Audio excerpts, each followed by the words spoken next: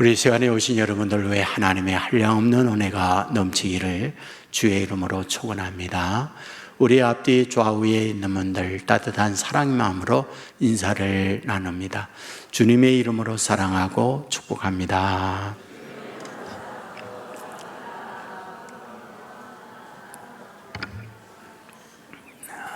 감사합니다. 몽테스키웨라고 하는 분이 계세요. 이 프랑스 정치 평론가입니다. 이분이 우리가 초등학교 사회 시간에 정치 권력에 대하여 상권 분립 이런 거를 배웠잖아요. 이것을 말한 사람, 그가 바로 몽테스키웨라고 하는 사람이에요. 이분이 쓴 책 가운데 로마의 성공, 로마 제국의 실패, 이런 책을 내셨어요. 이 책에서 말하려고 하는 게 이 로마 제국이 어떻게 패망했을까, 이런 문제를 다루고 있습니다. 우리가 보통적으로 국론이 분열되거나 어떤 힘이 약화되거나 무기력해질 때에 어떤 전쟁을 수행할 능력이 없으므로 나라는 패망한다, 이런 생각을 갖고 있지 않습니까? 근데 이분은 전혀 다른 시각으로 이야기해요. 어째서 망했느냐? 번영 때문에 망했다. 번영이란 무엇입니까? 잘 되는 거죠. 성장하는 거죠. 모든 사람이 번성이나 번영을 꿈꾸는 거잖아요. 근데 실제 꿈꾸는 것이 이루어진 그것이 패망으로 연결되다. 이것이 이분이 이 책에서 말하는 논지입니다. 로마 그러면 로마의 상징은 무엇일까요? 군대죠. 사실 로마의 군대는 세계 최강의 군대라고 할 수 있습니다. 그들은 철저한 규율 속에 철저한 훈련을 받으면서 세계의 가장 강력한 군대를 만들었죠. 그들은 무려 27km의 군장, 그리고 35km를 5시간에 주파하는 기동력을 가지고 있는 군대였다, 이렇게 말하고 있습니다. 그러므로 주변에 많은 나라들을 침략하고 약탈하죠. 그리하여 금은보화를 빼앗고 조공을 받는, 그러므로 로마는 잘 사는 부강한 나라가 됐다. 하지만 그 부강, 그 부요가 몰락의 길을 들어서는 이유였다라고 말하고 있습니다. 역설적인 주장이라고 할 수 있습니다. 여러분, 뜻있는 대한민국의 지성인들이 한국의 미래를 많이 염려합니다. 이유는 간단해요. 최빈공에서 경제 10대 대국으로 성장했습니다. 우리는 우리끼리 살면서 우리의 현실을 알지 못하는 경우 많아요. 하지만 세계 여러 나라들을 방문해 보면 대한민국의 위상, 대한민국의 경제적 수준을 몸으로 체험을 해요. 와, 이 정도로 잘 사는 나라이구나 라는 거죠. 근데 뜻있는 지성인들의 진단은 무엇일까요? 성숙도가 약하다, 이 말을 하죠.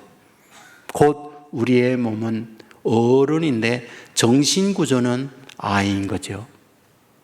모든 경제 수준은 어른처럼 세계에 끌어가는 선진국 대열에 들어섰지만 민도, 어떤 정신사상, 이런 것들은 아직까지 유아적 생각을 벗어나지 못하고 있는 것, 이것이 대한민국이다라는 이야기를 해요. 여러분은 뉴스를 통해서 종종 로또 당첨자의 이후의 이야기를 듣곤 하잖아요. 여러분, 로또 당첨 우리 모두가 기대해요. 그러면 그 로또 당첨과 함께 가정의 삶이 풍성하고 삶이 윤택하고 행복의 정도가 높아졌는가? 물론 그런 가정도 있습니다만은 그렇지 못한 오히려 로또가 불행을 가져온 경우의 이야기를 많이 듣습니다.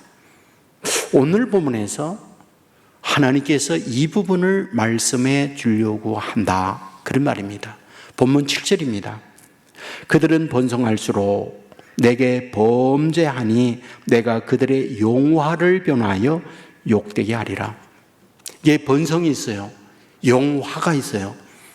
그런데 그 번성으로 인하여 오히려 제가 왔고 그 용화가 너희들에게 욕을 가져오고 있다 라고 말하고 있습니다.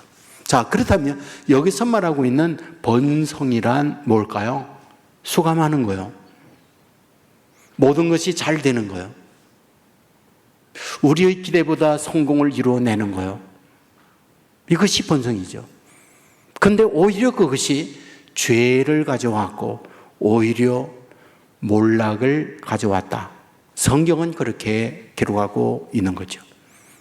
물론 여기서 말하고 있는 번성이란 문맥 글자의 안팎을 살펴보면 제사장이 많은 것이 범죄였고 오히려 그것이 몰락을 가져왔다, 이런 내용이에요. 제사장이 뭔가요? 하나님께 인간의 문제를 가지고 나가서 인간의 문제를 해답을 얻는 역할을 하는 사람이 제사장이에요.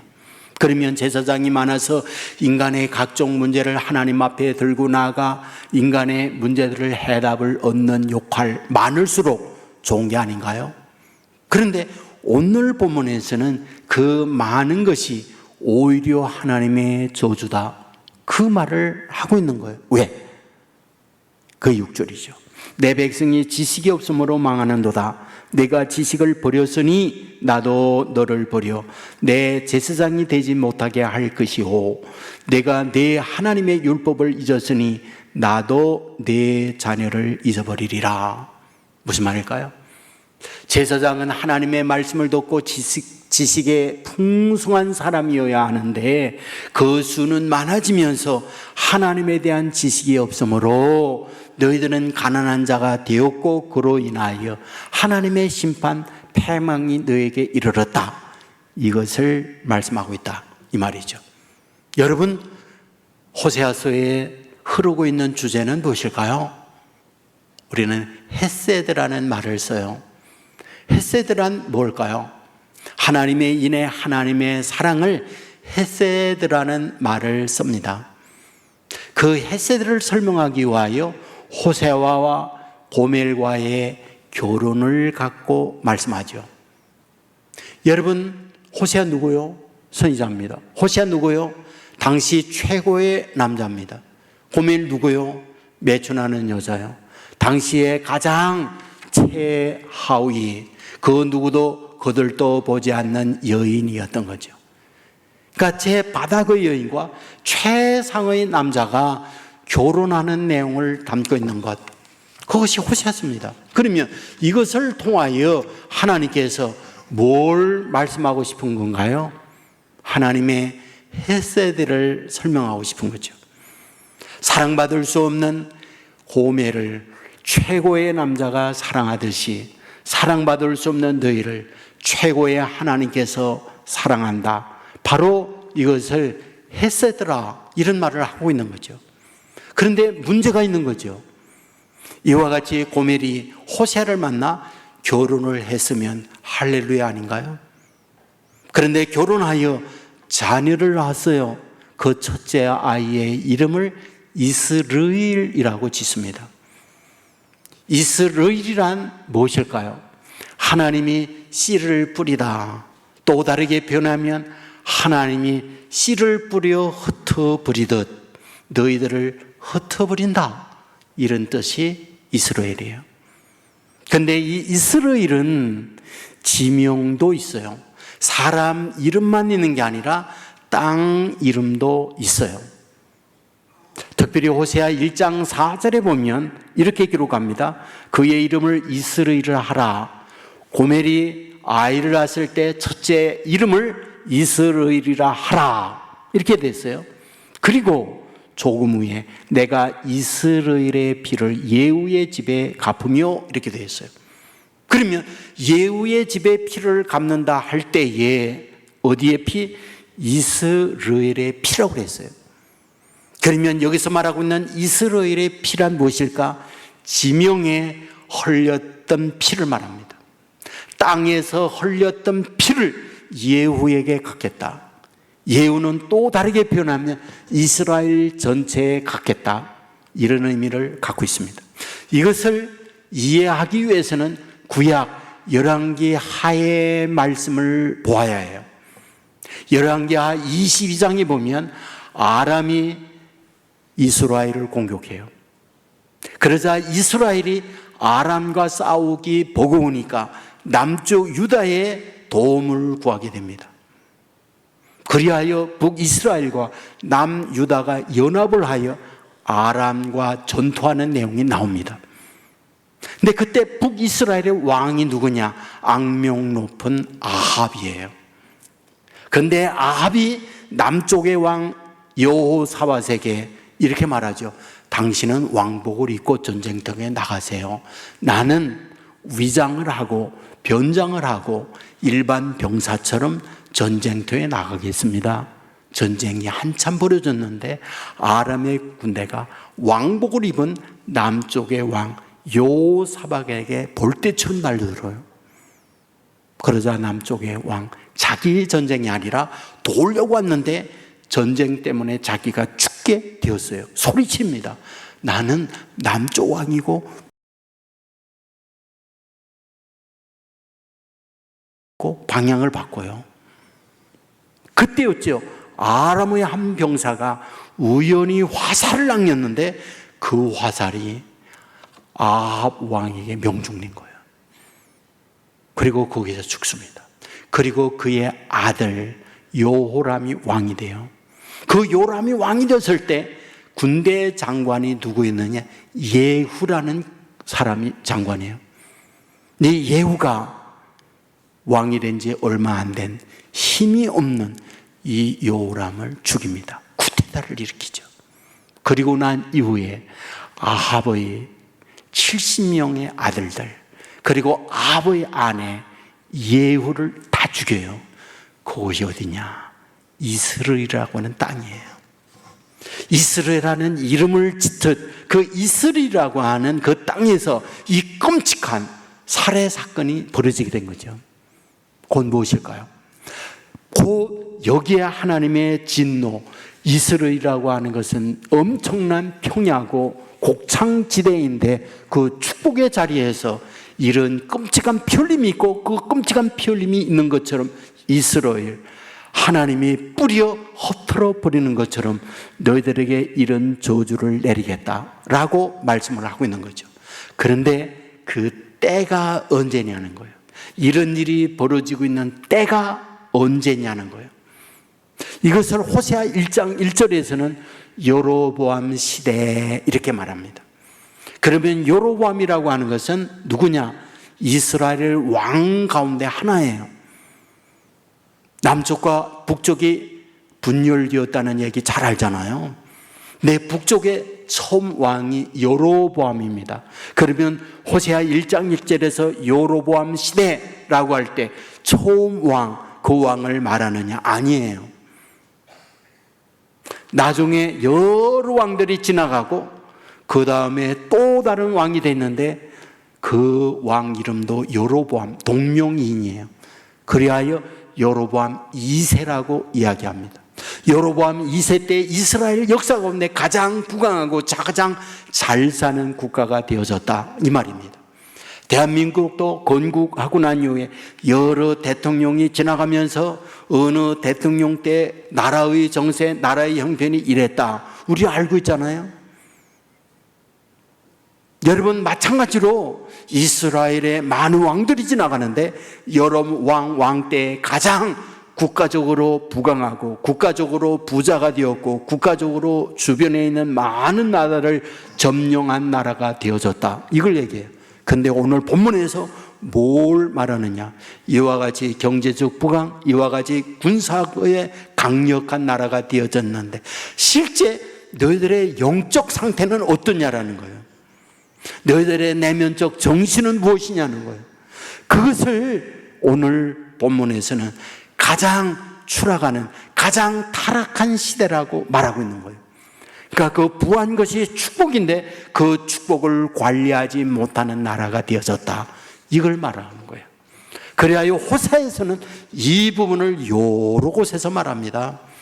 호세아 10장 1절에 보면 이스라엘은 열매를 맺는 무성한 포도나무라, 그 열매가 많을수록 제단을 많게 하며 그 땅이 번영할수록 주상을 아름답게 하도다. 열매가 많습니다. 번영합니다. 그럴수록 여기에 주상, 제단이 많게 했다. 우상 숭배가 번성하다, 그 말이에요. 호세아 13장 6절에 보면 그들이 먹여준 대로 배가 불렀고 배가 부르니 그들의 마음이 교만하여 이르되 이로 말미암아 나를 잊었도다. 배부르게 했더니 배부름으로 인하여 하나님을 잊어버렸어요. 교만해졌어요. 이것을 말하는 거예요. 바로 이것을 오늘 본문에서는 뭐다? 하나님을 아는 지식이 없다, 이와 같이 말씀하고 있다, 이 말이에요. 사랑하는 여러분, 오늘 하나님의 자녀들이 하나님을 신앙 안에서 살 때 이 지식이 없으면 안 돼요.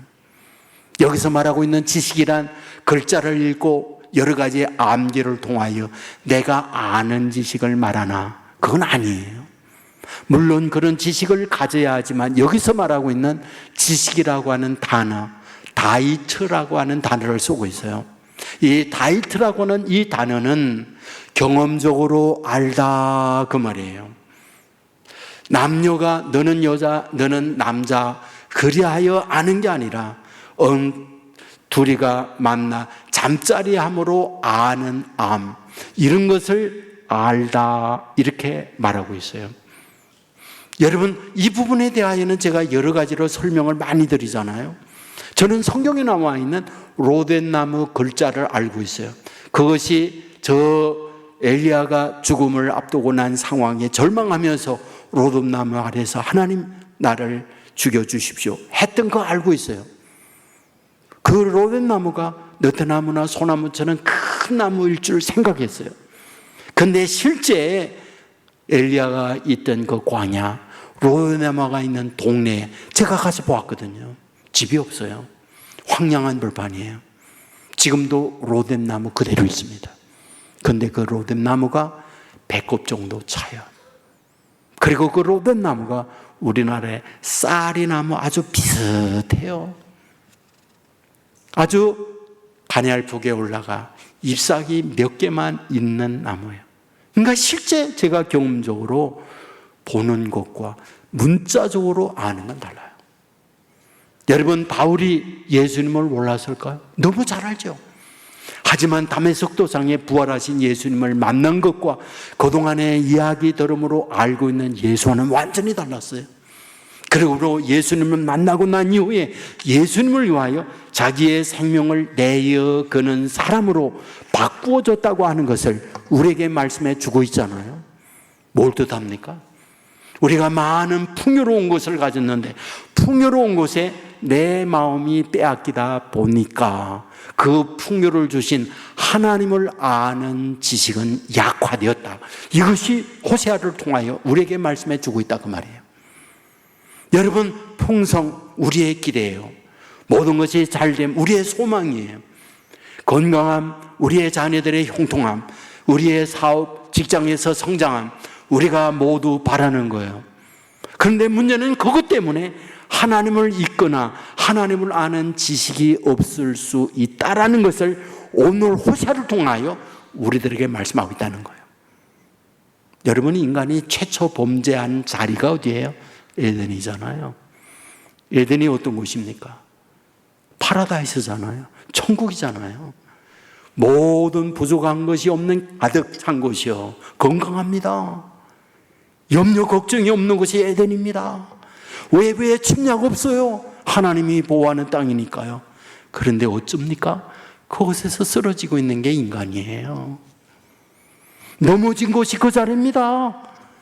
그래야 성경은 뭐라고요? 섰다고 하는 자는 넘어질까 조심하라, 그 얘기를 하잖아요. 여러분, 남태평양에 나우루 공화국이 있어요. 섬나라입니다. 고기잡이 하면서 이럭저럭 생명 연장을 하는 가난한 나라예요. 그런데 100년 전에 엄청난 광물을 발견합니다. 인광석이라고 하는 광물이에요. 비료를 만드는 최고의 원료입니다. 수년 동안 새가 배설하면서 그 배설한 그것이 수천 년의 세월이 흐르면서 광물로 바뀌어졌어요. 이거를 판매하면서 국민 소득이 무려 2만 불의 엄청난 돈을 번 거예요. 그러므로 인하여 국민들에게 세금 없애주고요. 그리고 결혼하면 집 사주고요. 그리고 자녀들의 모든 교육 다 무상이고요. 유학하는 유학비 다 대주고요. 1년에 한 가정에 1억 이상씩 현금으로 다 주고요. 그리고 그것을 가지고 쇼핑을 하는데 저 호주나 싱가포르의 비행기를 타고 와서 쇼핑을 하고요. 가정에는 가정부, 동남아시아 가난한 사람들을 고용해서 일하게 만들고요. 완전히 낙원이잖아요. 근데 문제가 뭔지 아세요? 국민들의 50% 이상이 당뇨병이 걸렸고요. 나중에 다 게으러 터졌고요. 그 광물의 자원은 언젠가 동나버렸어요. 지금은 폐강이 되어졌고 지금은 최하의 가난뱅이가 되어졌다. 그 말이죠. 무슨 말이에요? 그 주어져 있는 광물은 축복이 아니라 오히려 저주로 바뀐 나라가 되어졌다. 이것을 말씀하고 있는 거잖아요. 여러분 아십니까? 성경은 하나님께서 복을 내려주시는데 건강합니다. 또한 물질에 부유합니다. 자녀들이 형통하고 잘 됩니다. 우리 모두가 다 기대하고 바라는 것들이잖아요. 그런데 그것이 시험으로 우리에게 그것을 줄 수 있다라고 성경은 말해요. 그게 시험이라는 거예요. 잠언 27장 21절에 보면 도가니로 은을 풀무로 금을 칭찬으로 사람을 단련하느니라. 여기서 도가니의 은을 풀무의 금을 단련해요. 이것은 우리가 욥기 23장 잘 아는 말씀. 하나님께서 욥을 어떻게 해요? 단련한 이후에 정금같이 나오리라. 그 단련의 방법이 무엇입니까? 질병이었어요. 자녀가 10남매 죽는 것이었어요. 모든 사업이 다 망하는 것이었어요. 이것이 하나님께서 주신 단련이었고 그 단련 가운데 내가 정금같이 나오리라 이렇게 고백을 합니다. 그런데 잠언 27장에서는 그런 것만 단련하는 게 아니라 칭찬도 단련의 도구다 이렇게 말해요. 칭찬이 무엇입니까? 성공이죠. 건강이죠. 자녀들 잘 되는 거죠. 내 하는 일마다 형통한 것이 칭찬이죠. 그런데 문제는 무엇입니까? 하나님께서 그것을 보면서 내가 어떻게 행동하느냐를 시험한다는 거예요.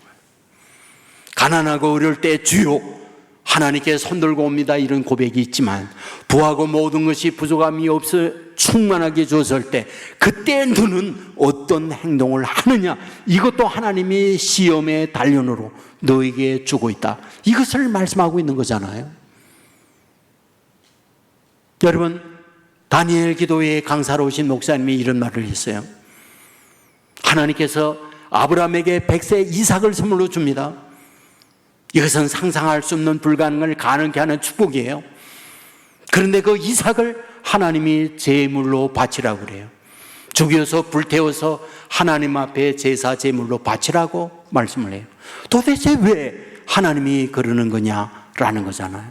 이유가 뭡니까? 이유가요, 하나님께서 그 놀라운 기적과 능력으로 100세의 자녀를 낳을 수 없는 그 가정에 선물로 이삭을 줬는데 그 아이가 커서 이제는 사랑 구실을 할 만한 때가 됐을 때 그 아이를 내가 찔러 그 아이를 제단의 제물로 불태워서 번제물로 드리라고 하니 도대체 어찌된 일입니까?